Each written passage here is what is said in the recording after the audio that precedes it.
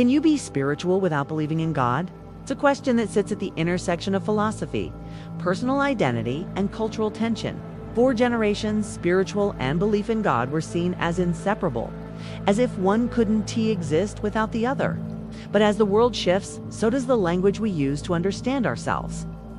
And today, more and more people are identifying as spiritual, without subscribing to any specific God, religion, or even the concept of a divine creator at all. So what does that actually mean? At its core, spirituality is about connection to something greater, not necessarily a personified deity, but something vast, profound, and deeply meaningful. That something might be the universe, it might be nature, it might be human consciousness, or the infinite web of cause and effect that links all living things. It might be silence, or energy, or the feeling you get when you look up at the stars and feel both small and infinite at the same time. That's the essence of spirituality, a search for purpose, peace, and presence beyond just material existence. For some, God fits naturally into that.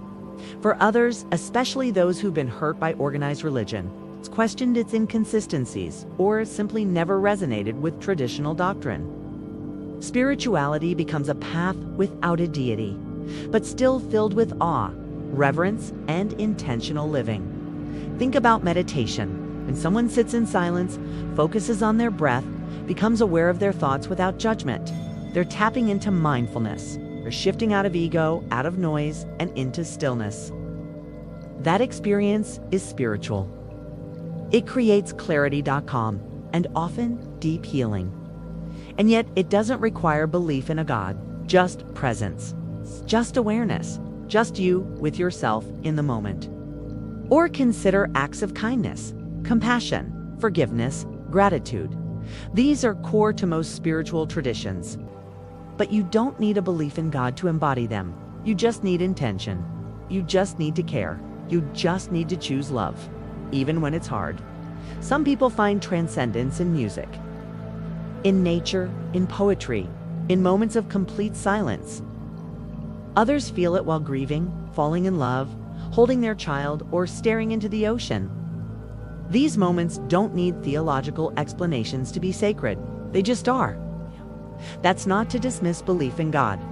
For many, God is the source of all things spiritual, the creator, the center, the guide. But for others, God may be too defined, too boxed in, too tied to structures and systems that don't reflect their truth. They may not see God as a being on a throne, but rather as consciousness, energy, or even mystery itself. Or maybe they reject the idea of God altogether, but still feel connected to the beauty and complexity of life.